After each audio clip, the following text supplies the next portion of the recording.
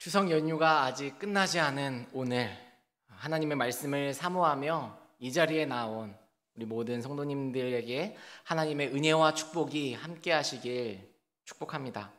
또한 실시간 비대면 영상으로 오늘 예배에 함께 참여하는 모든 성도님들에게도 동일한 은혜가 함께 하길 기도합니다.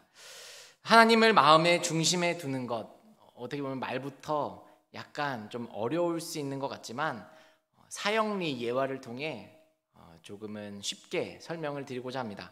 CCC라는 복음적인 단체에서는 전도의 도구로 이 사형리 책자를 사용하곤 합니다.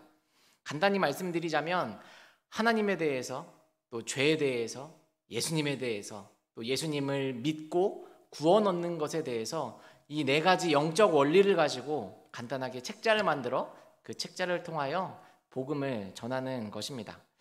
사형리 책자의 내용 중에 제 머릿속에 각인되어 잊혀지지 않는 그림 한 가지가 있습니다. 그 그림은 각 사람의 마음의 상태에 대해서 보여주고 있습니다. 큰 원이 있고 그 원 정중앙에 의자가 하나가 놓여 있습니다. 그 원은 바로 사람의 마음을 뜻하고요. 그 마음의 중앙에 놓여져 있는 의자는 그 사람의 삶에서 무엇을 우선하고 있는지, 무엇을 그 사람의 삶의 목적으로 두고 있는지에 대해서 보여줍니다.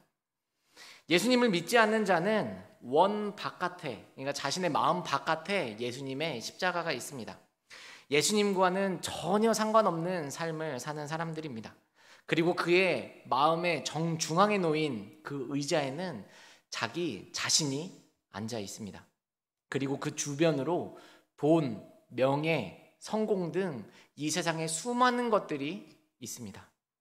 또 어떤 사람들은 그 의자에, 그 마음의 정중앙에 있는 그 의자에 돈을 앉혀놓고 자기 자신은 그 돈이 앉아있는 그 의자 앞에 꿇어 엎드려 돈을 섬기며 살아가는 사람들이 있습니다. 또 어떤 사람들은 자신의 마음 정중앙에 놓인 그 의자에 명예나 성공이나 그 다른 어떤 세상적인 것들을 앉혀놓고 사는 사람들이 있습니다. 예수님을 믿지 않는 자들이기에 자기 자신이나 이 세상에 썩어 없어질 다른 어떤 것을 우상 삼으며 멸망의 길로 나아가는 사람들입니다. 또 다른 종류의 사람이 있습니다. 이 사람은 예수님을 믿는 사람입니다. 그렇기에 원 안에, 곧 마음의 그 안에 예수님의 십자가가 있습니다. 그런데 이상한 것은 마음의 정중앙에 있는 그 의자에 아직도 여전히 자기 자신 혹은 돈, 명예, 성공 등이 앉아 있다라는 것입니다. 예수님을 믿기는 하나 여전히 예수님을 자기 삶의 주인 삼지 아니하고 자기 자신을 위해 아니면 이 세상에 또 다른 어떤 것을 위해 살아가는 사람들입니다. 그리고 여기 마지막 사람이 있습니다. 이 사람은 마음의 정중앙에 위치한 그 의자에 예수님의 십자가를 모셔놓고 그 보좌 앞에 자기 자신은 꿇어 엎드려 경배하며 오직 예수님만을 위해 살아가는 사람입니다. 원 안에, 이 사람의 마음 안에도 돈, 명예, 성공, 권력 등이 있습니다. 하지만 이 모든 것들은 오직 예수님만을 위해 사용됩니다. 하나님을 마음의 중심에 두고 사는 사람이란 바로 이 마지막 사람을 일컫는 말입니다. 내 마음의 정중앙에 예수 그리스도의 십자가를 모시고 사는 사람입니다. 오늘 함께 살펴볼 이 마가복음 10장의 말씀은 예수님의 제자가 갖춰야 할 이 마음의 태도에 대해서 우리에게 설명해 주고 있습니다. 예수 그리스도의 제자로 오늘을 살아가는 우리가 어떤 마음의 태도로 살아야 하는지 함께 살피는 귀한 시간 되시길 축복합니다. 먼저 첫 번째로 사람의 말이나 내 생각이 아닌 오직 하나님께 마음을 두십시오. 마가복음 1장부터 9장까지 기록된 이 예수님의 갈릴리 사역을 끝으로 이제 예수님께서는 베레아 및 유대 후기 사역을 시작하고 계십니다. 예수님께서는 그 첫 사역을 이혼에 대한 가르침으로 시작하고 계십니다.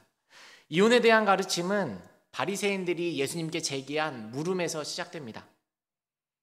바리새인들은 예수님을 시험하기 위해 이렇게 예수님께 질문합니다. 예수님, 사람이 아내를 버리는 것이 옳습니까? 이에 예수님은 바리새인들이 잘 알고 또 지키고 있는 이 모세의 율법은 무엇이라 명하고 있는지 그들에게 되물어 보십니다.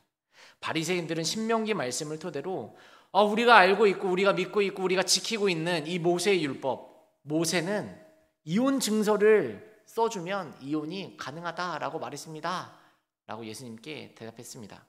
신명기 24장 1절부터 2절은 이렇게 말씀하고 있습니다. 사람이 아내를 맞이하여 데려온 후에 그에게 수치되는 일이 있음을 발견하고 그를 기뻐하지 아니하면 이혼 증서를 써서 그의 손에 주고 그를 자기 집에서 내보낼 것이요 그 여자는 그의 집에서 나가서 다른 사람의 아내가 되려니와.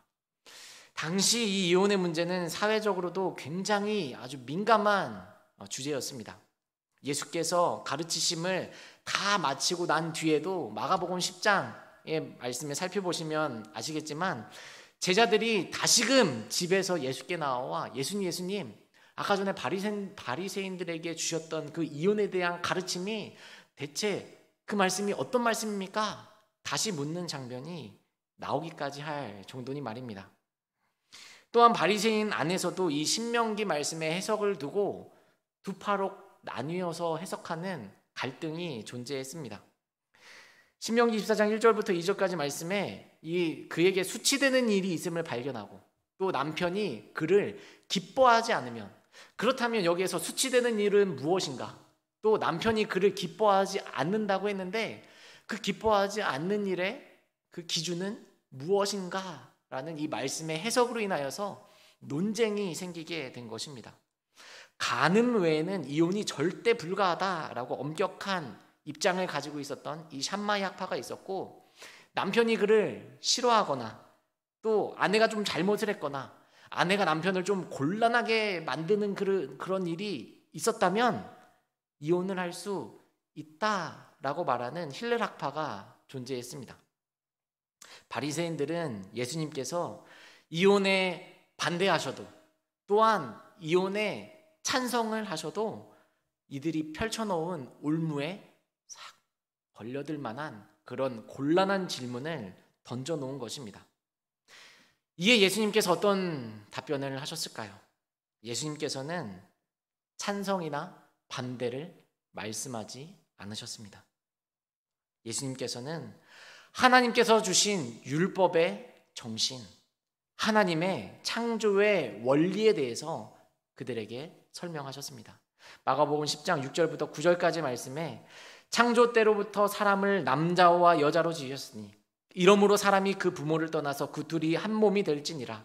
이러한즉 이제 둘이 아니요 한 몸이니 그러므로 하나님이 짝지어 주신 것을 사람이 나누지 못할지니라 하시더라.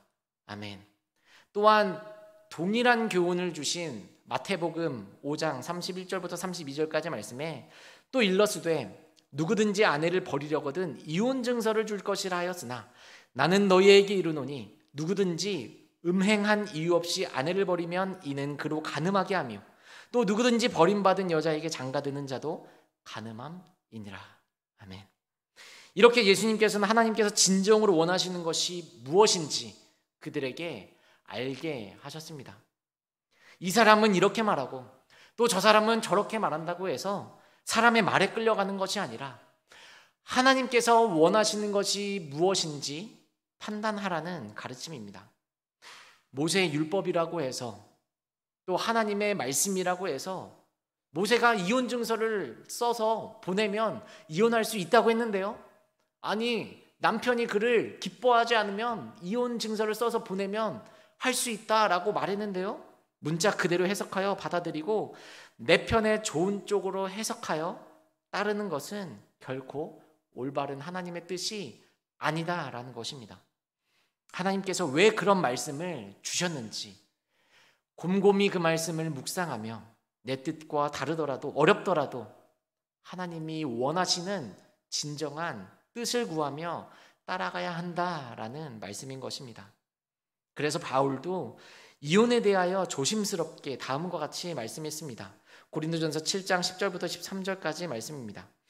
결혼한 자들에게 내가 명하노니 명하는 자는 내가 아니요 주시라. 여자는 남편에게서 갈라서지 말고 만일 갈라섰으면 그대로 지내든지 다시 그 남편과 화합하든지 하라. 남편도 아내를 버리지 말라. 그 나머지 사람들에게 내가 말하노니 이는 주의 명령이 아니라 만일 어떤 형제에게 믿지 아니하는 아내가 있어 남편과 함께 살기를 좋아하거든 그를 버리지 말며 어떤 여자에게 믿지 아니하는 남편이 있어 아내와 함께 살기를 좋아하거든 그 남편을 버리지 말라. 바울도 주의 명령에 대해서는 강력하게 말하지만 주의 명령이 아닌 부분에 대해서는 분명하게 말하고 있습니다. 이는 주의 명령이 아니라 내 생각에는 이렇게 하는 것이 좋을 듯하다라고 말하는 것입니다. 바울이 이렇게 말한 그 중심의 생각을 17절 말씀에서는 이렇게 또 말씀하고 있습니다. 고린도전서 7장 17절 말씀입니다. 오직 주께서 각 사람에게 나눠주신 대로 하나님이 각 사람을 부르신 그대로 행하라. 내가 모든 교회에서 이와 같이 명하노라. 아멘. 하나님의 뜻 가운데 행하라 라는 교훈입니다. 다른 사람의 말에 흔들리지 말고 내 생각대로 나아가지 말고 오직 하나님의 뜻이 무엇인지 분별하여 그대로 행하라 라는 가르침인 것입니다.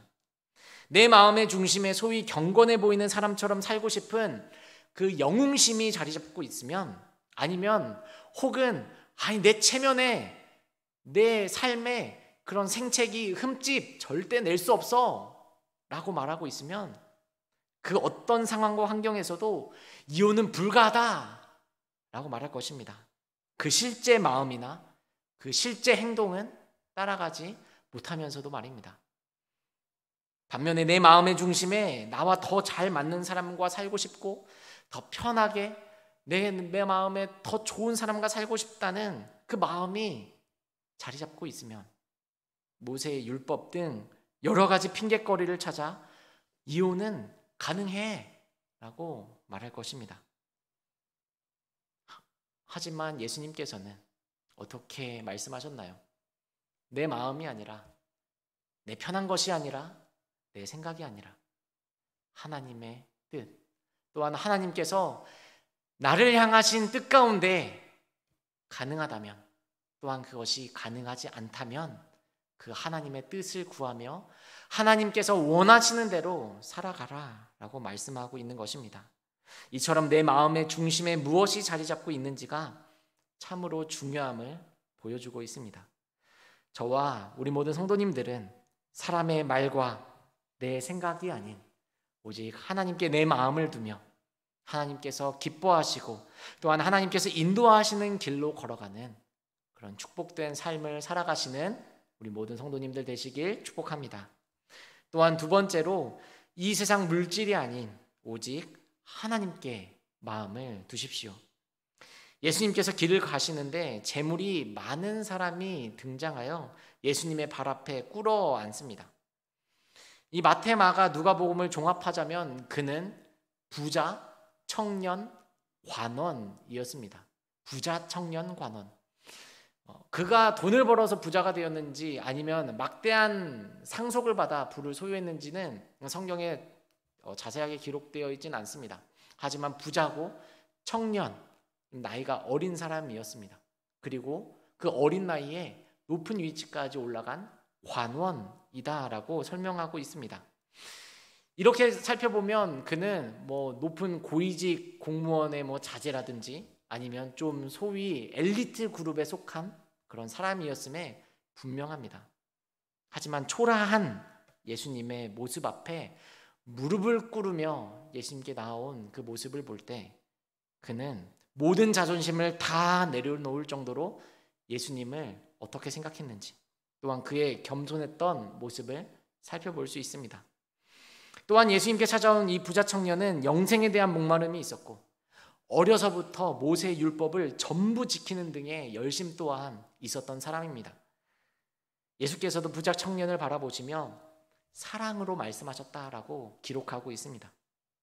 우리는 그 사람의 말을 통해 또한 예수님의 평가를 통해 그의 영생에 대한 그 진심을 어느 정도는 살펴볼 수 있습니다. 하지만 예수님께서는 부자 청년이 그 모든 율법을 다 지켰다고 말하지만 그에게 부족한 것에 대해서 한 가지 부족한 것에 대해서 지적하십니다. 바로 내가 가지고 있는 것을 모두 나눠주고 나를 따르라 라는 말씀입니다. 부자 청년은 어떤 선택을 합니까? 성경 말씀에 재물이 많아 슬픈 기색을 띠며 근심하며 돌아갔다라고 기록합니다. 여기에서 우리는 두 가지를 깨달을 수 있습니다.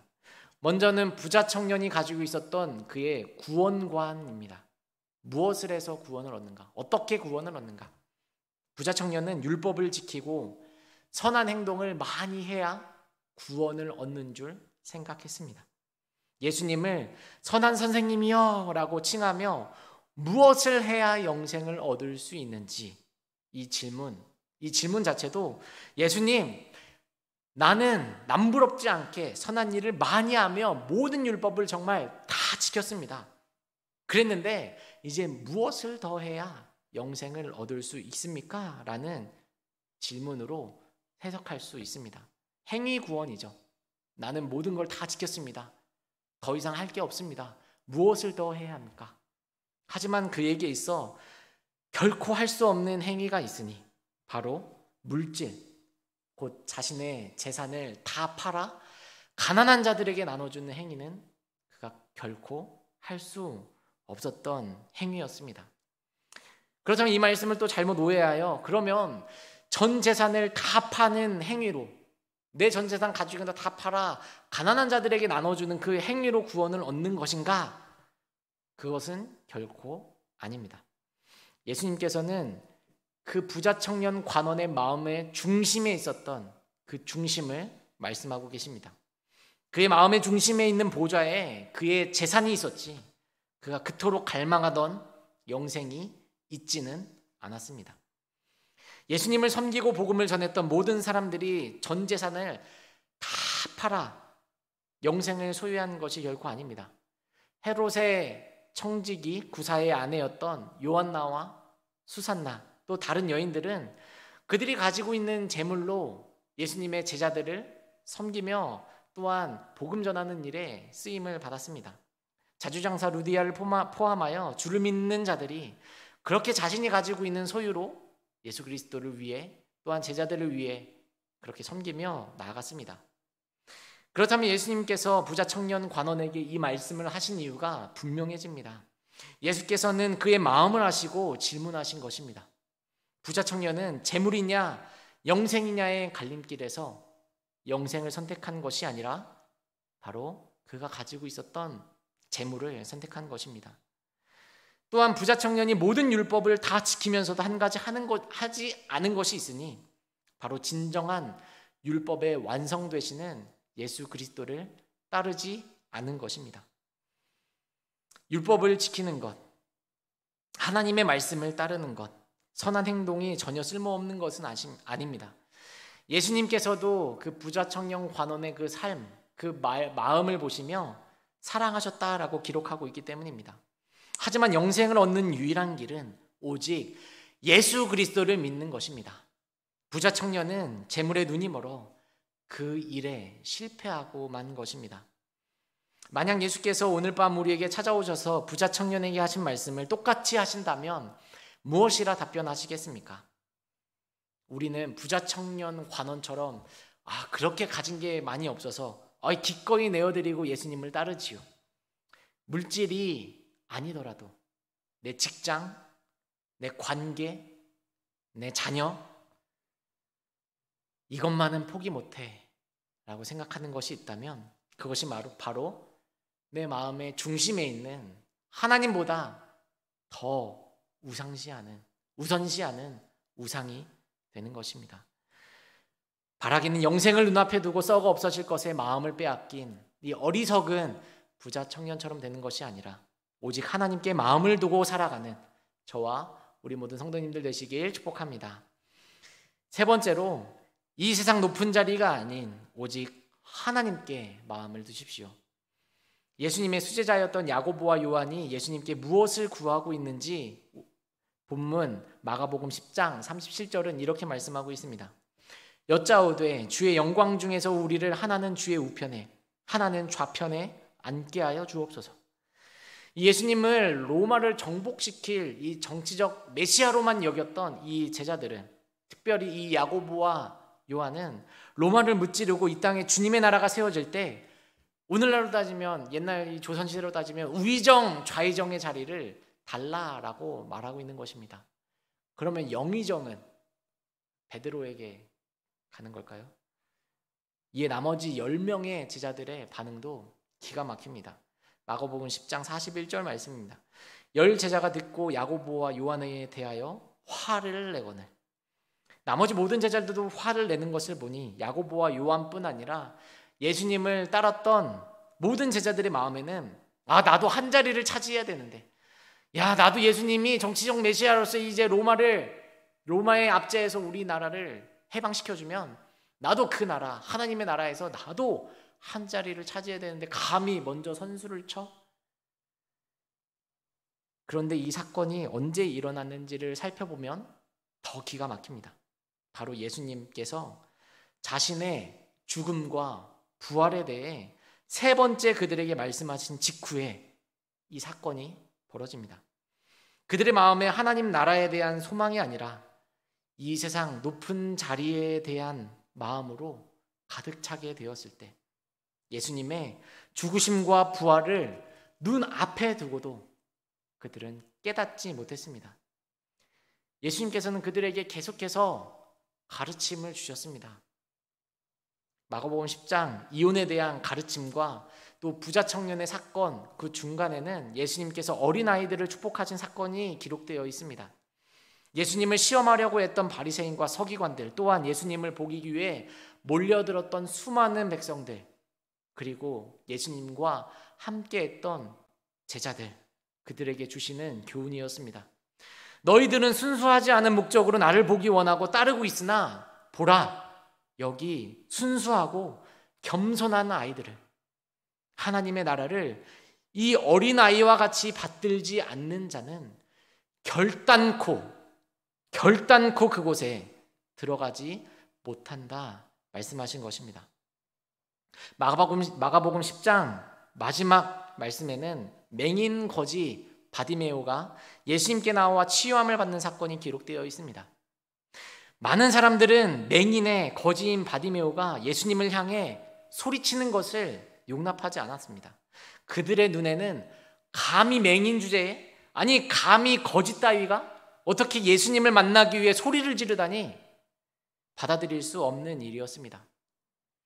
많은 사람들은 맹인 거지 바디메오를 홀대했으나 예수님은 그를 후대하셨습니다. 사람들은 그의 외모를 보았으나 예수님께서는 그 맹인 거지 바디메오의 중심, 믿음을 보셨습니다. 마가복음 10장 52절 말씀에 예수께서 이르시되 가라, 내 믿음이 너를 구원하였느니라 하시니 그가 곧 보게 되어 예수를 길에서 따르니라. 아멘. 맹인 거지 바디메오는 믿음으로 예수님을 불렀고 믿음으로 고침을 받았으며 믿음으로 예수님을 따르는 자가 되었습니다. 예수님께서는 자신을 둘러선 수많은 자들에게, 그리고 자신과 늘 함께하는 제자들에게 이러한 믿음을 가르치길 원하셨습니다. 눈에 보이는 것이 아니라, 이 세상의 것이 아니라 그들의 마음의 그 정중앙에 위치해야 되는 것이 바로 이 하나님을 믿는, 예수 그리스도를 믿는 믿음이어야 함을 말입니다. 그리고 예수님께서는 마가복음 10장의 요절일 뿐만 아니라 이 마가복음 전체의 요절이 되는 말씀을 하셨습니다. 하나님을 마음의 중심에 둔 사람만이 할 수 있는 일입니다. 우리가 읽었던 마가복음 10장 45절 말씀입니다. 인자가 온 것은 섬김을 받으려 함이 아니라 도리어 섬기려 하고 자기 목숨을 많은 사람의 대속물로 주려 함이니라. 아멘. 예수 그리스도를 믿는 사람이라면 여기까지 나아가야 합니다. 하나님의 뜻에 100% 아니 1000% 1000% 순종했던 이 예수님은 제자들을 섬기셨습니다. 다른 이들의 아픔에 공감하시며 그들과 함께 하시며 또 그들을 섬기셨습니다. 더 나아가 십자가의 사랑으로 많은 사람의 죄를 속할 대속죄물이 되어주셨습니다. 우리의 마음이 나 자신으로만, 세상의 소리로만 가득 차 있으면 다른 사람을 결코 섬길 수 없습니다. 우리의 마음이 재물로 가득 차 있는데 어찌 하나님의 일을 감당할 수 있겠습니까? 우리의 마음이 이 세상 높은 자리에 연연한다면 결코 하나님을 위한 삶을 살아갈 수 없습니다. 어린아이처럼 미숙하고 연약하지만 순전하고 겸손한 믿음이 우리에게 있어야 합니다. 맹인 거지처럼 볼품없지만 오직 믿음만을 가지고 살아가는 저와 우리 모든 성도님들 되시길 축복합니다. 아멘. 이제 말씀을 맺겠습니다. 어떤 사람으로 사시겠습니까? 내 마음 바깥에 예수님을 두는 사람으로 사시겠습니까? 아니면 내 마음 안에 예수님을 모시지만 그 보좌는 내 마음의 이 정중앙에 위치한 그 보좌는 양보하지 않는 사람으로 사시겠습니까? 아니면 내 마음 안에 그 중심에 있는 그 보좌에 예수 그리스도를 모시고 오직 그분만을 위하여 살아가는 사람이 되시겠습니까? 바라기는 이 세상의 다른 어떤 것을 주인 삼지 아니하고 오직 하나님을 내 마음의 중심에 모시고 살아가는 저와 우리 모든 성도님들 되시길 축복합니다. 아멘. 이 시간 함께 말씀을 기억하며 기도하겠습니다.